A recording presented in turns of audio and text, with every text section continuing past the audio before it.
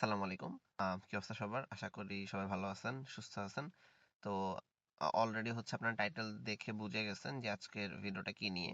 মূলত হচ্ছে আম ২০২৭ সালের ফেব্রুয়ারি বা জুলাই ইনটেকের জন্য হচ্ছে যারা অস্ট্রেলিয়াতে আসতে চান, আসার ইচ্ছা আছে, তারাও মোটামুটি হয়তো একটা প্ল্যানিং তো করে ফেলছেন যে অস্ট্রেলিয়াতে আসবেন বা আসতে চাচ্ছেন। তো তাদের জন্য মূলত ভিডিওটা। মূলত ২০২৭ ফেব্রুয়ারি ইনটেকের আসার ক্ষেত্রে আপনাকে কোন স্টেপগুলা ফলো করতে হবে, কোন কোন স্টেপগুলো ফলো করলে হচ্ছে আপনার জন্য ভিসা পাওয়ার যেই পসিবিলিটিটা সেটা হচ্ছে আপনি ঠিকঠাক সময় মতো পাবেন, সেটা নিয়ে হচ্ছে আজকের ভিডিওটা। তো আমি আশা করব হচ্ছে আপনারা পুরো ভিডিওটাই স্টেপ বাই স্টেপ সম্পূর্ণটাই দেখবেন। এরপরেও যদি কোনো ধরনের পরামর্শ জানার থাকে, কোনো কিছু ইনফরমেশন জানার থাকে, তাহলে হচ্ছে অবশ্যই আমাকে নক করবেন। আমি হচ্ছে আম, চেষ্টা করব।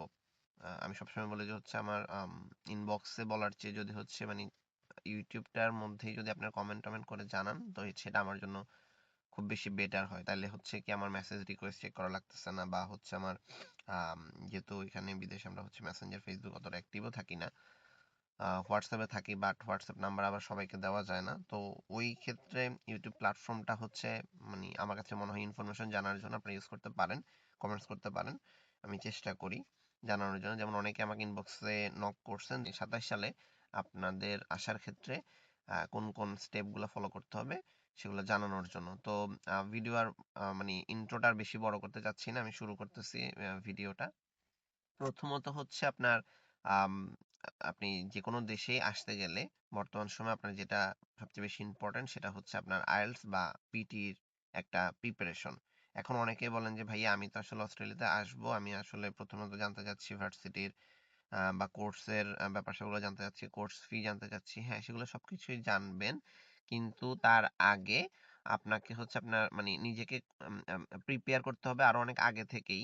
হ্যাঁ, যে আপনার হচ্ছে আইএলটিএস বা পিটি এর প্রিপারেশনটা আছে কিনা, বা হচ্ছে আপনি মানে আপনি নিজে কতটুকু কনফিডেন্স মনে করতেছেন। অনেকে আছে, যেমন আমি হচ্ছে একদম শুধু টু বি ভেরি ফ্র্যাঙ্ক, আমি হচ্ছে একদম ২০২৪ জুলাই আন্দোলন যখন হইলো, তখন ওই আন্দোলনের সময়টাতে যেহেতু হচ্ছে কাইন্ড অফ হচ্ছে আমরা অবরুদ্ধ অবস্থার মধ্যেই ছিলাম, সবাই সবার পাশে। তো আমি ওই সময়টাকে কাজে লাগাই হচ্ছে আমি আমার আইএলটিএস এর প্রিপারেশনটা নিছি। এখন এটা এক একজনের জন্য এক এক রকম। হ্যাঁ, যেমন আমি আমার টোটাল একটা মাস আমার কোনো কাজই ছিল না, কিছু ছিল না, ভার্সিটিও ছিল না। আমি ওই সময়টাতে নিজেকে প্রিপেয়ার করছি, এক মাসের মধ্যে আমি হচ্ছে আমার আইএলটিএসটা দিছি।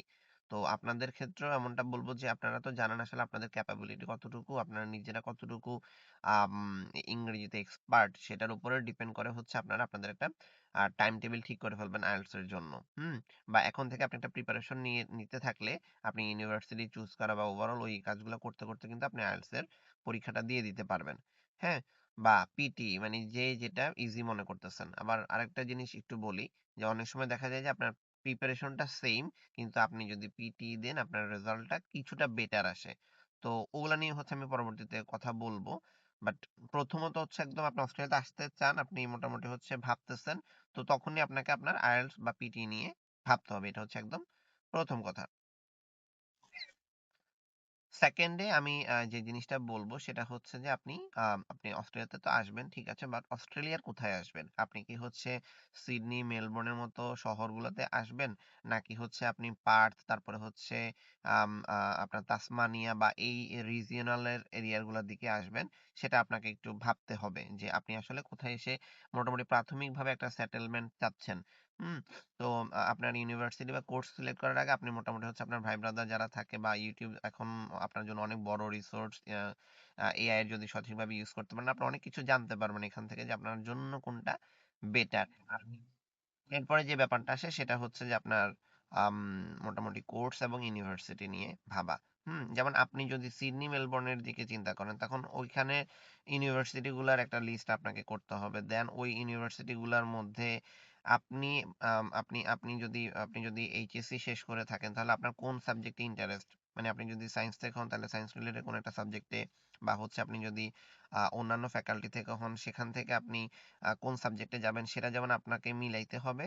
এট দ্য সেম টাইম আপনি যদি হচ্ছে বাংলাদেশ থেকে যে কোনো একটা সাবজেক্টে যদি আপনার ব্যাচেলর করা থাকে বা মাস্টার্স করা থাকে, তখন হচ্ছে আপনি সামহাও ওই সাবজেক্টের সাথে কানেক্টেড কোনো একটা কোর্স আপনাকে খুঁজে নিতে হবে। হ্যাঁ? তো আপনার আম মানে এই পর্যায়ে যে কাজটা হয় সেটা হচ্ছে যে আপনার কোর্স গুলা নিয়ে হচ্ছে একটা লিস্ট করা যে আমার এই ইউনিভার্সিটি আমাকে এই কোর্স প্রোভাইড করতেছে, এই কোর্সটা হচ্ছে আমার প্রিভিয়াস স্টাডির সাথে মিলতেছে। দেন আপনি হচ্ছে একটা লিস্ট করবেন, মোটামুটি হচ্ছে নিজে নিজে বসে একটা লিস্ট করবেন। লিস্ট করে হচ্ছে আপনি তখন অনেক কিছু বুঝে যাবেন যে আসলে আমার জন্য মনে হয় এই ইউনিভার্সিটিতে গেলে, এই সাবজেক্টে গেলে আমার জন্য মনে হয় বেটার। এখন বেটারটা কিভাবে আসতেছে? বেটারটা আসতেছে এইভাবে যে আলটিমেটলি অস্ট্রেলিয়াতে এই সাবজেক্টটা কি পিআর রিলেটেড কিনা, বা এই সাবজেক্টটার ফিউচারটা কি, বা আপনি যে সাবজেক্টে পড়ছেন এই সাবজেক্টটা মানে প্রিভিয়াস সাবজেক্টের সাথে বর্তমানে যে আপনি কোর্সটা নিতে যাচ্ছেন সেটা কতটুকু সামঞ্জস্যপূর্ণ। ভিসা অফিসে যখন হচ্ছে আপনার আপনাকে ভিসা দেওয়ার জন্য সে যখন বসবে তখন যদি দেখে যে না আপনার প্রিভিয়াস স্টাডির সাথে আপনি বর্তমানে অস্ট্রেলিয়াতে যাওয়ার জন্য যে কোর্সটা সিলেক্ট করতেছেন সেটা কানেক্টেড না, তখন তো সে আপনাকে ভিসাটা দিবে না। তো আপনার এই ওভারঅল সবকিছু চিন্তা করে আপনাকে হচ্ছে আপনার কোর্স সিলেক্ট করতে হবে। আর ইন দ্য মিন টাইম আপনাকে হচ্ছে ভার্সিটিও সিলেক্ট করতে হবে। আর আরেকটা জিনিস যেটা চিন্তা করতে হয় যে আপনার হচ্ছে ভার্সিটি গুলার ফি কেমন। আপনার এক একটা ভার্সিটিতে এক এক রকম। তো আপনাকে হচ্ছে আপনার নিজের বাজেট সম্পর্কেও জানতে হবে যে আপনি ধরেন কথার কথা আপনি আপনি এমন একটা সাবজেক্ট সিলেক্ট করতেছেন যেটার মানে যেটা কিনা হচ্ছে এক সেমিস্টারের টাকায় অন্য একটা ইউনিভার্সিটি প্রায় 2 সেমিস্টার বা 1.5 সেমিস্টারের টাকার সমান। তখন সেটা আপনি টানতে পারবেন কিনা বা আপনার ফ্যামিলি সেটা বিয়ার করতে পারবে কিনা। হ্যাঁ, ওভারঅল অনেক কিছু চিন্তা করে আপনাকে হচ্ছে মোটামুটি ভার্সিটি নিয়ে একটা আইডিয়া নিতে হবে। ইন দ্য মিন টাইম আরেকটা ব্যাপার যেটা সেটা হচ্ছে যে আপনাকে ভার্সিটি আপনি তো সবকিছুর ব্যাপারে একটা আইডিয়া নিবেন, আপনাকে হচ্ছে একটা এজেন্সি সিলেক্ট করতে হবে। মানে অনেকেই বলে যে হচ্ছে আপনি অ্যাপ্লাই গুলো নিজে নিজে করতে পারবেন। তবে আমার কাছে যেটা মনে হয় আপনি নিজে নিজে অ্যাপ্লাই করার চেয়ে মানে নিজে নিজে অ্যাপ্লাই করে যদি আপনার মনে হয় যে আমার মধ্যে একটা ভুল হওয়ার পসিবিলিটি থাকতে পারে, তো তখন আমার সাজেশন থাকবে যে আপনি একটা এজেন্সি সিলেক্ট করেন। তো এই ক্ষেত্রে আমি এখন পর্যন্ত কোনো এজেন্সিকে সাজেস্ট মানে আমি নিজে করার চেষ্টা করি না, কারণ দেখা যায় যে পরবর্তীতে হচ্ছে স্টুডেন্টরা এসে বা আই মিন নট এসে স্টুডেন্টরা হচ্ছে আপনার মানে বারবার ইনবক্সে বা হচ্ছে বিভিন্ন জায়গায় হচ্ছে জিজ্ঞেস করে ভাই আপনি যে সাজেস্ট করতেছেন এরা কেমন হবে কি আসে। তো আমার কাছে মনে হয়েছে ভাই এখানে আসলে টোটালি এটা আপনার লাকের উপরে ডিপেন্ড করে। তাও অনেক সময় অনেকটা সাজেস্ট করি। তো যেটা হয় যে আপনারা আপনাদের বড় ভাই বা বড় আপু বা যারা হচ্ছে সিনিয়র জুনিয়র যারাই হচ্ছে বিদেশে চলে আসছে বা অস্ট্রেলিয়াতে আসছে তারা কোন এজেন্সির থ্রুতে আসছে তাদের সাথে কথা বলতে পারেন, বা কোন এজেন্সিটা কেমন এগুলোর ব্যাপারে আইডিয়া নিতে পারেন। নট লাইক দ্যাট আপনি হচ্ছে মানে কান কথাই শুনতেছেন, আচ্ছা আইডিপি তো ভালো, আচ্ছা হচ্ছে পিএফএসসি গ্লোবাল তো ভালো, স্টাডিনেট তো ভালো, আমি এভাবে ভালো না মানে আপনি হচ্ছে একটু এক্সপিরিয়েন্স করেন, আপনি যান দেখেন কথা বলেন। হ্যাঁ, আর অস্ট্রেলিয়ার ক্ষেত্রে যেটা হয় আপনি যদি হচ্ছে এজেন্সির থ্রুতে এপ্লাই করেন বা কিছু করেন সেক্ষেত্রে কিন্তু হচ্ছে এজেন্সি আপনার থেকে টাকা নিবে না। বাংলাদেশের থেকে আপনি অস্ট্রেলিয়াতে যখন আসবেন এজেন্সির থ্রুতে যখন কাজ করবেন আমি আবার বলতেছি তখন এজেন্সি আপনার থেকে কোনো টাকা নিবে না। তো এক্ষেত্রে কোনো এজেন্সি যদি আপনার থেকে টাকা চায় অ্যাপ্লিকেশন ফি বাবদ বা কোনো কিছু বাবদই যদি আপনার থেকে টাকা চায় তাহলে ধরে নেবেন যে মানে ওর মধ্যে ঘাপলা আছে, ওরে দিয়ে তো কাজ করাবেনই না। হ্যাঁ, এখানে আরেকটা কথা বলতে পারেন যে কেন ভাইয়া এজেন্সিরা টাকা নিবে না। টাকা না নেওয়ার কারণ হচ্ছে এজেন্সিরা যখন আপনার জন্য অ্যাপ্লাই করে তখন হচ্ছে ওরা মানে নট লাইক আপনার জন্য মানে সবার জন্য যখন এপ্লাই করে তখন হচ্ছে ইউনিভার্সিটি থেকে তারা একটা কমিশন পায়। তো দ্যাটস ওয়াই হচ্ছে ওরা স্টুডেন্ট থেকে ওই মানে একটা অ্যামাউন্ট নেওয়ার দরকার তাদের পড়ে না। তারা কাইন্ড অফ মানে প্রপার যে প্রসেস গুলো তারা করে সেটা কাইন্ড অফ বলতে পারেন ফ্রিতে তারা হচ্ছে স্টুডেন্টদের জন্য করে। তো এইটা তো গেল হচ্ছে আপনার এজেন্সির কথা। আপনাকে অবশ্যই একটা ভালো এজেন্সি চুজ করতে হবে এবং একই সাথে এজেন্সি ভালো চুজ করলেন কিন্তু আপনার কাউন্সিলর কে পড়তেছে সেটাও কিন্তু অনেক ক্ষেত্রে ডিপেন্ড করে। তো চেষ্টা করবেন যে একটা ভালো এজেন্সি এবং একটা ভালো এজেন্সি থেকে একজন ভালো কাউন্সিলর সিলেক্ট করা আপনার জন্য, যে কিনা আপনাকে মোটামুটি একটা অ্যাসুরেন্স দিবে যে ঠিক আছে ভাইয়া আপু আপনি হচ্ছে এই ইউনিভার্সিটিতে এই কোর্সে এই রিজিয়নে যান আপনার জন্য এটা বেটার হবে। তখন আপনি ওইভাবে একটা মানে মোটামুটি একটা আপনার জন্য একটা চার্ট রেডি করলেন, স্টেপ বাই স্টেপ আপনি এভাবে আগাবেন। এরপরে আসতেছে হচ্ছে আপনার এপ্লাইটা। তো প্রাথমিকভাবে এপ্লাই করতে হচ্ছে আপনার খুব আহামরি কিছু যে লাগে এমন না। মোটামুটি হচ্ছে আপনি আপনার মার্কশিট গুলা এসএসসি, এইচএসসি, তারপরে হচ্ছে আপনার যদি ব্যাচেলর কমপ্লিট থাকে ব্যাচেলর মাস্টার্স এর এই মার্কশিট এবং হচ্ছে আপনার যেই ট্রান্সক্রিপ্ট থাকে একাডেমিক ট্রান্সক্রিপ্ট এগুলো যদি হচ্ছে আপনি রেডি করে আপনার কাউন্সিলরকে জমা দিতে পারেন তারা হচ্ছে আপনার জন্য এপ্লাইটা করে ফেলতে পারে। হ্যাঁ, অনেক ক্ষেত্রে হচ্ছে আপনার এপ্লাই এর সময় আইএলটিএস লাগে না, বাট আপনি এর আগেই যদি আইএলটিএস দিয়ে দিতে পারেন সেটা বেটার হয়। হুম, তো এই ক্ষেত্রে আপনাদেরকে যেটা করতে হবে আপনার সকল ডকুমেন্টস গুলা আপনি এখন থেকেই দেখতে পারেন যে আপনার ডকুমেন্টস গুলা রেডি আছে কিনা বা ডকুমেন্টস এর মধ্যে কোনো নামের ভুল আছে কিনা। হ্যাঁ, নামের ভুলগুলা থাকলেও না অতটা ইফেক্ট করে না। মানে আপনি দেখবেন যে আপনার নামটা সব জায়গায় ঠিকঠাক আছে কিনা, আপনার বাবার নাম, মায়ের নাম সব জায়গায় একটু ঠিকঠাক আছে কিনা, এগুলো একটু দেখবেন। বাকি ঠিকানা এদিক সেদিক হইতে পারে, বা আপনার বাবা-মার নামের মধ্যেও যদি আপনার যদি একটা লেটার এদিক সেদিক হয় বা ২ টা লেটার এদিক সেদিক হয়, ডাজন্ট ম্যাটার, বাট আপনার নামটা যাতে সব জায়গায় একই রকম থাকে এটা একটু এনশিওর করবেন। ইন দ্য মিন টাইম আপনারা এখন থেকে যে একটা কাজ করতে পারেন সেটা হচ্ছে যে অস্ট্রেলিয়াতে মূলত আপনার ভিসা পাওয়াটা অনেক ক্ষেত্রে কিন্তু আপনার এফডিআর এর উপরে ডিপেন্ড করে। আপনার আসলে আপনি যেই আপনার যে ফান্ডটা দেখাচ্ছেন, আপনার স্পন্সর যে সে যে ফান্ডটা দেখাচ্ছে সেটার উপর কিন্তু অনেক কিছু ডিপেন্ড করে। তো অনেক ক্ষেত্রে আপনার ব্যাংক স্টেটমেন্টের যে ব্যাপারটা সেটা কিন্তু মোটামুটি একটু পুরানো মানে মানে এফডিআর এর মেয়াদটা একটু পুরাতন হইতে হয়। আপনি যে টাকাটা একটা জায়গায় সঞ্চয় করে আছেন, রাখছেন, বা টাকা যে একটা জায়গায় আছে সেটা মানে অনেকেই অনেক এক্সপার্ট বলে যে সেটা একটু আম, মানে ২ মাস পুরনো, ৩ মাস পুরনো, ৪ মাস পুরনো হলে অনেক ভালো হয়। তো আপনারা যদি সিঙ্গেল স্টুডেন্ট আসেন, আপনারা অনেকে অনেক কথা বলবে, অনেক অনেক কমায় কমায় বলবে। ভাই আমার কথা হলো যে কমানোর কিছু নাই। মানে আপনি যদি অস্ট্রেলিয়াতে আসতে চান, এখানে হচ্ছে আপনার অনেক টাকার খেলা। আপনাকে ওই পরিমাণ টাকা ঢাইলেই বা হচ্ছে ওই পরিমাণ টাকার ম্যানেজমেন্ট করে আপনাকে আসতে হবে। হ্যাঁ, অনেকেই বলে যে তুমি ওই কি জানি বলে ৩০,০০০, সরি ৩০ লাখ, ৪০ লাখ আম, টাকা দেখাইলেই হয়। ভাই অনেকেরই হয়, বাট অনেকের তো আবার হয় না। আপনাকে তখন আবার কি বলে এটাকে, তখন আবার হচ্ছে ওই ভিসা অ্যাপ্লাই করার পরে আবার ফার্দার রিকোয়েস্ট আসে যে তুমি এখন হচ্ছে এফডিআর বেশি দেখাও। তো দরকার নাই তো আমার প্রথমেই রিস্কটা নেওয়ার। তো আপনারা এফডিআর এর ক্ষেত্রে যদি সিঙ্গেল স্টুডেন্ট হন, আমি নিজেই হচ্ছে অ্যারাউন্ড 70 লাখ টাকা দেখাইছি। তো মানে ওটা দেখানো লাগছে। তো আপনাকে এখন আপনি চেষ্টা করবেন যে আমারটা যদিও আরো ১-১.৫ বছর আগের কাহিনী, তো আপনাকে অবশ্যই হচ্ছে অবশ্যই আমারটা ১.৫ বছর আগের কাহিনী, তো আপনাকে অবশ্যই হচ্ছে মিনিমাম 70 লাখ আপ দেখাইতে হবে। মিনিমাম এটা আপনি আপনার কাউন্সিলরের সাথে কথা বলে নেবেন। কাউন্সিলর যদি আপনার বলে ভাই আমি ৩০ লাখ টাকা আপনাকে, মানে আপনি ৩০ লাখ টাকা এফডিআর দেখেন, আপনাকে আমি ভিসা এনে দিতেছি, ভাই ভুয়া কথা হবে না এটা। মানে এটা মানে এটা হয় না। হুম। আর আপনি যদি হচ্ছে আপনার স্পাউস সহ আসেন সেক্ষেত্রে আরো কিছুটা বাড়বে। ওভারঅল একটা ক্যালকুলেশন করে এটা অবশ্যই আপনার 70-80 লাখস এর অ্যারাউন্ড একটা অ্যামাউন্ট আপনাকে দেখাইতে হবে আপনার এফডিআর, অ্যাজ এ এফডিআর, বা আপনার টাকাটা সঞ্চয় আকারে আছে সেটা আপনাকে দেখাইতে হবে। তো এই কাজটাও আপনারা এখন থেকে করতে পারেন। আমি যদি স্টেপ বাই স্টেপ পরের দিকে বললাম, বাট আপনি চাইলে এটা এখন থেকেই আপনার মোটামুটি হচ্ছে আম, যে কোনো এজেন্সি পাওয়ার পরে তাদের সাথে কথা বলে এটা ওপেন করে ফেলতে পারেন। ইন দ্য মিন টাইম আপনার হচ্ছে অ্যাপ্লাই এর আগে দিয়েই আপনাকে হচ্ছে একটা স্টেটমেন্ট অফ পারপাস দেখাইতে হবে, এসওপি যেটাকে বলে আর কি। তো এই ক্ষেত্রে আপনি আপনার এজেন্সি, তারপর হচ্ছে চ্যাট জিটিপি, ওভারঅল সবকিছুর একটা হেল্প নিবেন। আপনার এজেন্সি আপনাকেও প্রোভাইড করবে বেশ কিছু ডেমো, এসওপি। বাট আমার সাজেশন যেটা হয় সেটা হলো যে আপনি সবকিছুরই হেল্প নেবেন, ওকে ফাইন, প্রবলেম নাই। বাট আপনি আপনার নিজের যে এক্সপিরিয়েন্স, আপনি আসলে কি চাচ্ছেন, আসলে আপনি কি চাচ্ছেন সেটা একটু ট্রুলি লেখার চেষ্টা করবেন। নট লাইক দ্যাট কাউকে ফলো করার দরকার নেই। কারণ আপনি কাউকে ফলো করতে গেলে ওটা আপনি লিখতেছেন, আপনি তো আপনার নিজেরটা লিখতেছেন না। তো ভিসা অফিসার এগুলো বুঝে যে আসলে আপনার ব্যাকগ্রাউন্ড কি, আপনি কি চাচ্ছেন, আপনার কি দরকার, সেটা আপনার উপরে ডিপেন্ড করে। হ্যাঁ, আপনি অন্য একজনেরটা দেখে দেখে কপি করলে হচ্ছে ওটা আসলে হবে না। হ্যাঁ, তো আপনাকে এসওপিটাও নিজের মতো করে রেডি করতে হবে। আপনি এখান থেকে এজেন্সির হেল্প নিতে পারেন, বাট নট লাইক দ্যাট এজেন্সির একদম 100% যা দিবে তারা তাই একদম কপি করবেন, অমনটা না। এবং মোটামুটি হচ্ছে এই জিনিসগুলো গুছানো হইলে আপনার এজেন্সি আপনার হয়ে বা সাথে কথা বলে আপনারা এপ্লাই করতে পারেন। এজেন্সি চায় যে তারা হচ্ছে এক জায়গায় এপ্লাই করবে, বা ওরা চায় না যে ২-৩ জায়গায় এপ্লাই করার জন্য। ওরা মোটামুটি হচ্ছে ভার্সিটির সাথে ওদের একটা কানেকশন থাকে খুব ভালো। তারা বুঝে যে আপনাকে হচ্ছে এই ভার্সিটিতে এখানে এপ্লাই করাইলে আপনার মোটামুটি একটা পসিবিলিটি থাকে। তাও আপনি চাইলে এজেন্সি থেকে রিকোয়েস্ট করে ২ জায়গায় এপ্লাই করতে পারেন। যদি কোনো কারণে এক জায়গা থেকে না আসলো, আপনার অন্য জায়গা থেকে আসার একটা পসিবিলিটি থাকে। তো মেক্সিমাম ক্ষেত্রে আপনার হচ্ছে এজেন্সি যেখানে এপ্লাই করে মোটামুটি ওখান থেকে হচ্ছে আপনার অফার লেটারটা চলে আসে। হুম? আস এখন এই যে অফার লেটারটা আসে সেটা আবার ২ রকম। একটা হচ্ছে আপনার কন্ডিশনাল অফার লেটার, আরেকটা হচ্ছে আপনার আনকন্ডিশনাল অফার লেটার।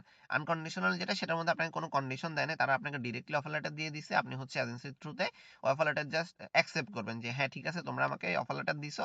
আমি তোমাদের এখানে আসার জন্য রাজি। আমি তোমাদের ইউনিভার্সিটিতে এই কোর্সে আসতে মোটামুটি হচ্ছে আমি সিওর, আমি রাজি, আমি তোমাদেরকে একটা ফার্দার মেইল করে দিবেন।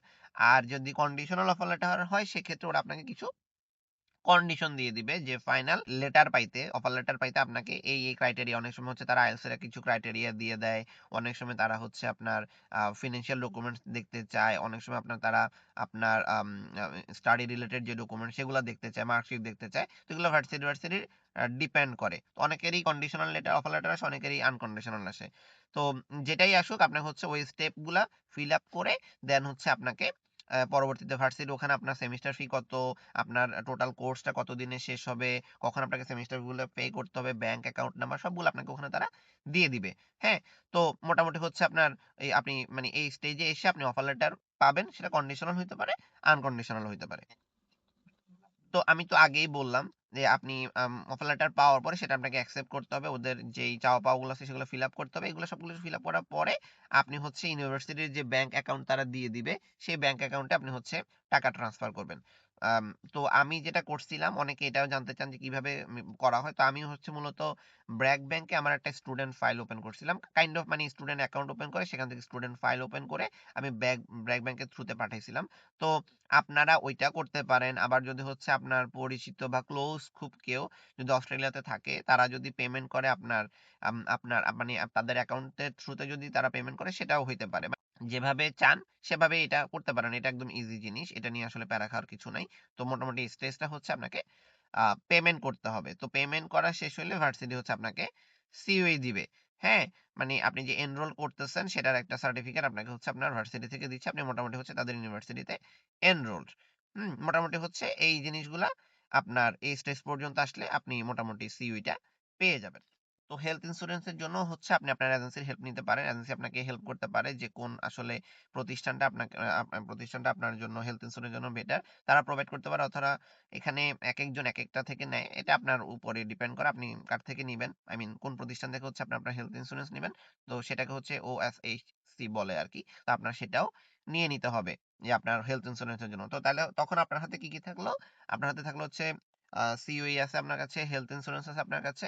ওই হেলথ ইন্স্যুরেন্সের পেমেন্টটাও অনেক সময় এজেন্সি করে দেয়, বা সেম আপনাকে হচ্ছে ব্র্যাক ব্যাংকের থ্রুতে বা হচ্ছে আপনি অন্য যে ব্যাংকগুলো করে আমি জানি না ঠিক অন্যগুলোর কথা, সেখান থেকে আপনি পেমেন্ট করতে পারবেন।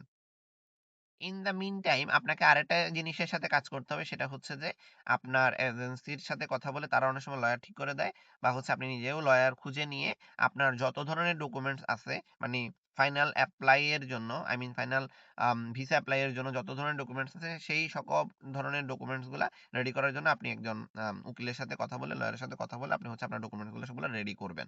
হ্যাঁ, এই কাজটা আপনার ওই যে ভিসা সরি ভার্সিটিতে অ্যাপ্লাই এর সময়ের থেকেই আপনাকে এই যে প্রোগ্রেস যেটা, মানে ওই প্রোগ্রেসটার সাথে সাথে এই ডকুমেন্টস গুলো রেডি করার যে কাজটা, সেটার মধ্যে আপনাকে কিন্তু নিজেকে ইনভলভ করতে হবে। হ্যাঁ, আপনি হঠাৎ করে মনে হইতেছে যে না তাহলে একদম আমি লাস্ট মোমেন্টে কি করব, দরকার নেই। আপনি মানে দুইটা একসাথে ফ্লো বজায় রেখে আপনি হচ্ছে এই কি জানি বলে এটা, ভার্সিটিতে এপ্লাই করে ফেললেন, and in the meantime আপনি হচ্ছে ওদিকে আপনার পেপারস গুলো রেডি করতেছেন, কারণ এখানে সবগুলা কাজই কিন্তু একটু লেন্দি। ভার্সিটি অ্যাপ্লাই আজকে করছেন কালকে চলে আসবে, ব্যাপারটা এমন না, মাঝখানে কিন্তু অনেক সময় যায়। তো আপনি চাইলে আপনার ওই সময়টা যথাযথভাবে ইউজ করতে পারেন। আরেকটা জিনিস বলবো, সেটা হচ্ছে যে আপনি যখন যেখান থেকে আপনি আপনার ডকুমেন্টস রেডি করেন না কেন, আলটিমেটলি এই ডকুমেন্টস গুলা সাবমিট করার আগে, আই মিন ভিসা অ্যাপ্লিকেশনে সাবমিট করার আগে অবশ্যই আপনি আপনার ডকুমেন্টস গুলো নিজে একটু পড়বেন, নিজে একটু জানবেন কোথাও কোনো ভুল আছে কিনা, কোথাও কোনো সমস্যা আছে কিনা। যেমন আমি টু বি ভেরি ফ্র্যাঙ্ক, আমি হচ্ছে প্রথমত হচ্ছে আম, এক বড় ভাইকে ট্রাস্ট করে ওনাকে দিয়ে হচ্ছে আমি আমার ডকুমেন্টস করাইছি।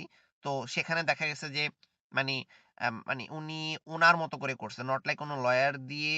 উনি কতটুকু করছে আমি জানি না, বাট আমার কাছে একদম আমি যখন সাবমিট করবো তখন তার এক সপ্তাহ আগে আমার কাছে মনে হয়েছে যে না এই ডকুমেন্টস গুলা উনি আমাকে মানে ঠিকভাবে প্রোভাইড করে নাই।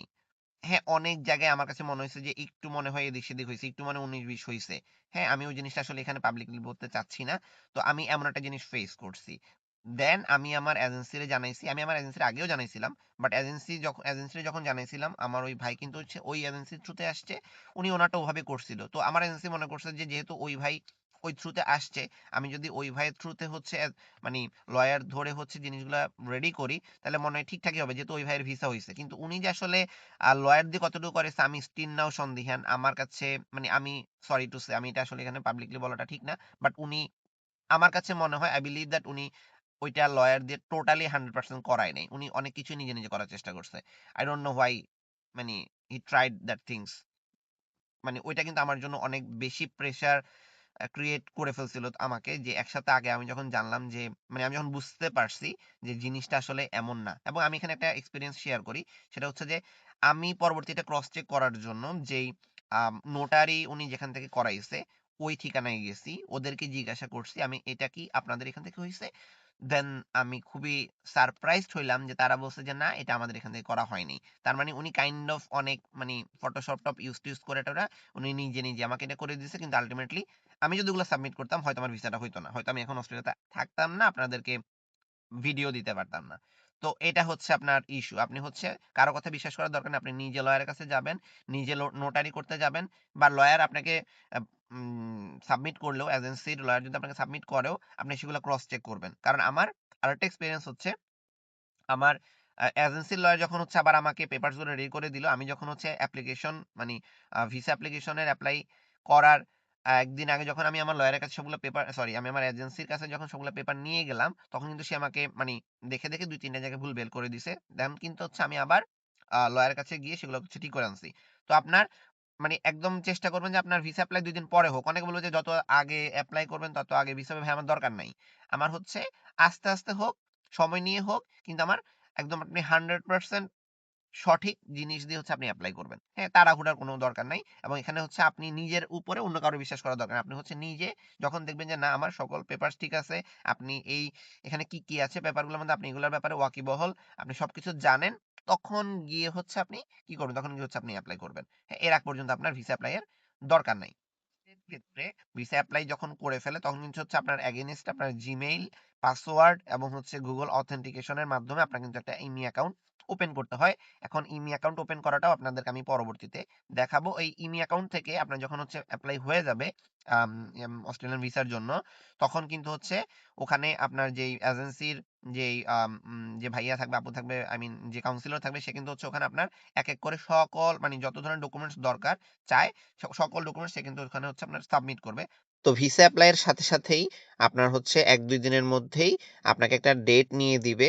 ২ টা ডিফারেন্ট ডেট হইতে পারে, আবার একই ডেটই হইতে পারে। আপনার এজেন্সি আপনাকে নিয়ে দিবে। একটা হচ্ছে আপনার বায়োমেট্রিক এর জন্য, আরেকটা হচ্ছে আপনার মেডিকেল এর জন্য।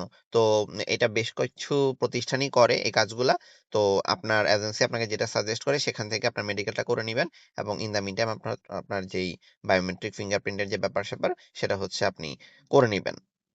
তা আপনি চাইলে ওই দেখতে পারেন যে কি ডকুমেন্ট সাবমিট করা আছে। তো ওইটার মধ্যে ঢোকার দরকার নাই। অনেক সময় হচ্ছে আপনি ভুলে চাপ লেগে যদি কোনো একটা ডকুমেন্টস ডিলিট হয়ে যায়, আপনি শুধু ইমি অ্যাকাউন্টে ঢুকে আপনি চেক করবেন যে আপনার ভিসার আপডেটটা কি, স্ট্যাটাসটা কি? আপনি কি গ্রান্টেড হইছে কিনা, বা হচ্ছে আসতেছে কিনা, বা কোনো রিকোয়েস্ট চাইছে কিনা তারা, আই মিন কোনো ফার্দার ডকুমেন্টস এর রিকোয়েস্ট চাইছে কিনা। তো এই জিনিসগুলো হচ্ছে আপনি ইমি অ্যাকাউন্টের থ্রুতে জানতে পারবেন। তো আমি এতক্ষণ যেটা বললাম একদম আইএলটিএস থেকে শুরু করে ইমি অ্যাকাউন্টের ওপেন করা। এই টোটাল প্রসেসটা হচ্ছে অস্ট্রেলিয়ান ভিসা পাওয়ার জন্য এই লম্বা একটা প্রসেস আপনাকে ফলো করতে হবে। তো মোটামুটি আপনি যদি হচ্ছে ফেব্রুয়ারি ইনটেকে আসতে চান, এখনই তো জুলাইয়ের মাঝামাঝি হয়ে গেল। আপনি হচ্ছে আগস্ট সেপ্টেম্বরের মধ্যেই আপনাকে ভার্সিটিতে এপ্লাই করে ফেলতে হবে, এবং শেষমেশ গিয়ে আপনার যেটা হচ্ছে ভিসা এপ্লাই সেটা চেষ্টা করবেন ডিসেম্বরের মাঝামাঝি সময়ের মধ্যে। মানে ডিসেম্বর আগেও চাইলে করতে পারেন, বাট ডিসেম্বরের মাঝামাঝি সময়ের মধ্যে করলে বেটার। আপনি ওই টাইমের মধ্যে করে আপনি আপনার ভিসাটার জন্য ওয়েট করবেন যে ভিসাটা আসতেছে কিনা সেটা দেখবেন। ইন দ্য মিন টাইম আপনি আরেকটা কাজ যেটা করবেন সেটা হচ্ছে যে ওই যে বলছিলাম আপনার যত ধরনের ডকুমেন্টস আছে এই ডকুমেন্টস গুলোর ব্যাপারে আপনি হচ্ছে একটা টোটাল আইডিয়া নিয়ে রাখবেন যে আপনার বাবার এফডিআর এ কত টাকা আছে, আপনাদের জমি জমা দেখাইছেন কিনা, বা হচ্ছে স্পন্সরের ইনকামটা আপনি কিভাবে দেখাচ্ছেন, কিভাবে আসতেছে, এগুলো সবগুলো ব্যাপারে আপনাকে টাড়িয়ে রাখতে হবে। কারণ অনেক সময় হচ্ছে ভিসা অফিসার কিন্তু আপনাকে কল দিতে পারে, বা ভিসা অফিসারের সাথে আপনার একটা ভাইবা ইন্টারভিউ হইতে পারে। তো ওই সময়টার জন্য কিন্তু আপনাকে প্রিপেয়ার থাকতে হবে। অনেকেরই হয় না, বাট লাক খারাপ থাকলে হইতে পারে। তখন আপনাকে তো ওইটা ফেস করতেই হবে, তাই না? তখন তো আপনি ওইটা চাইলেই মানে না আমি কথা বলব না, তাহলে হয়তো হবে না। আপনাকে কথা বলতে হবে, ইন্টারভিউ দিতে হবে। তো ওইটার জন্য একটু প্রিপেয়ার থাকবেন। আর অনেক সময় দেখা যায় যে একদিনের মধ্যে ভিসা চলে আসে। ১৪ দিন, ১৫ দিন, ১ মাস সময় লাগে। আমার ১৬ দিন সময় লাগছিল। আমি ১৬ দিন পরে ভিসা পাইছি। তো এতটুকু গেলে হচ্ছে আপনার ভিসা পাওয়া পর্যন্ত একটা প্রসেস। এখন আপনার ভিসা পাওয়ার পরে কি করবেন? ভিসা পাওয়ার পরে যেটা হচ্ছে আপনার মোটামুটি একটু স্থির হবেন। আপনি তো অনেক খুশি যে ভিসা পেয়ে গেছেন, অস্ট্রেলিয়াতে আসতেছেন। তো তখনই আপনাকে ইমিডিয়েটলি একটু চেক করে দেখবেন আপনি কত দিনের মধ্যে অস্ট্রেলিয়া আসতে চাচ্ছেন। আপনার এই ফ্লাইটটা বুক করে ফেলবেন। কারণ আপনি যদি মনে হয় যে না আমি মানি আপনি ভিসা পাওয়ার পরে ১ সপ্তাহ ২ সপ্তাহ কাটাইলেন, তারপর আপনার মনে হলো যে না আমি আসবো, তখন হুটহাট করলে আপনার মানে ওখানে অ্যাম ফ্লাইটের যে টিকেটের প্রাইস সেটা অনেক বেড়ে যাবে। মানে ফেব্রুয়ারি আসতে কিন্তু টিকেটের দাম বাড়বে। তো আপনি চেষ্টা করবেন যে আগে থেকেই যদি টিকেট কেটে রাখেন, আপনার আম ভার্সিটির যে ওরিয়েন্টেশন সেটার আগে ১ সপ্তাহ ২ সপ্তাহ আগে আসলেই হয়। ওরিয়েন্টেশন এর আগে আসবেন, সেই অনুযায়ী আপনি হচ্ছে একটা কি করবেন? একটা টিকেট কেটে রাখবেন। হ্যাঁ? তো টিকেট কাটার পরের কাজটা কি? এই কাজটা হচ্ছে সবচেয়ে বেশি স্ট্রাগল এর। আমার কাছে মনে হয় যে আপনি ভিসা পাইতে আপনার যত না কষ্ট করতে হইছে, এর থেকে বেশি কষ্ট হচ্ছে এখানে অ্যাকোমোডেশন পাওয়াটা। হ্যাঁ? তো চেষ্টা করবেন যে মোটামুটি পরিচিত কাউকে বা হচ্ছে একটু জানেন বুঝেন এমন কারো থ্রুতে কথা বলে আপনি হচ্ছে একটা বাসা নেওয়ার চেষ্টা করবেন। আর এখানে অনেকেই বলে যে ৩ মাস বা ৪ মাস বা ৬ মাসের জন্য বাসা নেওয়ার জন্য আপনারা যখন বাংলাদেশ থেকে আসেন তখন তারা চায় এমন করতে। তো এটা নিয়ে হচ্ছে আমি আলাদা একটা আমার এক্সপেরিয়েন্স আছে। আমি বলব আরেকটা দিন আরেকটা ভিডিওতে। তো চেষ্টা করবেন যে অত বেশি সময়ের জন্য কারো সাথে কানেক্টেড না হয়ে আপনি বাংলাদেশ থেকে যখন আসবেন তখন বলবেন যে, "ভাই আমি ১ মাসের জন্য আসতে মানে উঠতে চাচ্ছি আপনার বাসায়। আমি এরপরে যদি ভালো লাগে তাহলে থাকবো, নাহলে হচ্ছে আমি চেঞ্জ করব।" যদি এভাবে একটু নেগোশিয়েট করার চেষ্টা করবেন। হ্যাঁ? আর হচ্ছে চেষ্টা করবেন যে এখানে কারো কেউ আছে তার থ্রুতে হচ্ছে ওই এখানে লেনদেনটা করার জন্য। আই মিন বাসা নিতে হলে তো আপনাকে বাংলাদেশ থেকে অ্যাডভান্স করে আসতে হবে।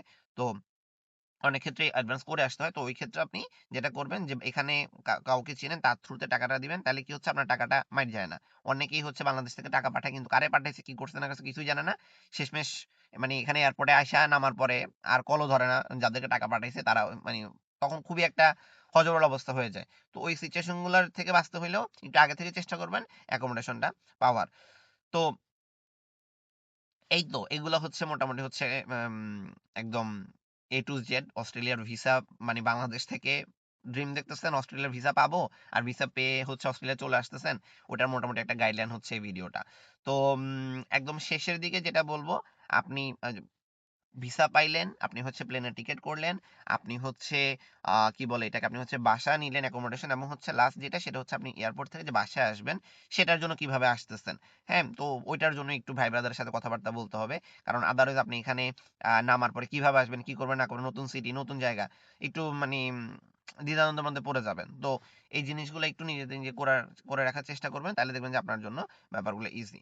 এতটুকুই ছিল আমাদের আজকের ভিডিওতে। আশা করি আপনারা অনেক কিছু জানতে পারছেন এবং ইন দ্য মিন টাইম এই স্টেপ গুলো যে আমি বললাম, এই স্টেপ গুলোর মধ্যে আম যদি কোনো ভুল ত্রুটি বলে থাকি আমি আগে থেকেই সরি। আমি চেষ্টা করছি হচ্ছে আমি যতটুকু জানি 100% সেটাই বলার এবং আমি ক্রস কারেকশন করে নিয়ে আপনাদের জন্য লিখে টিখে তারপরে হচ্ছে বললাম।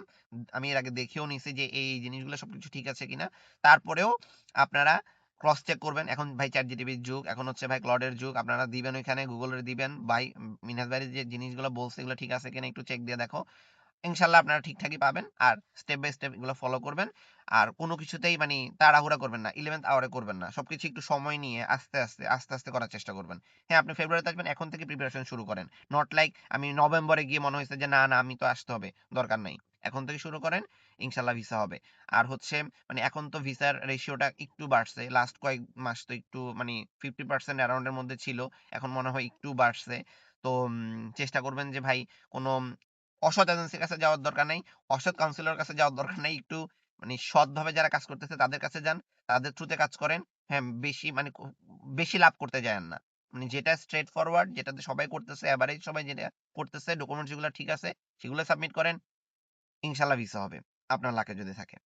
তো সবাই ভালো থাকেন, সুস্থ থাকেন। দেখা হবে অন্য কোনো ভিডিওতে। আজকের ভিডিওটা অনেক বড় হয়ে গেছে। তবে অনেক ইনফরমেশন আশা করি দিতে পারছি। যারা এখনো আমার চ্যানেলটাতে নতুন, সাবস্ক্রাইব করা নাই একটু করে দিয়েন। দেখা হবে। আল্লাহ হাফেজ।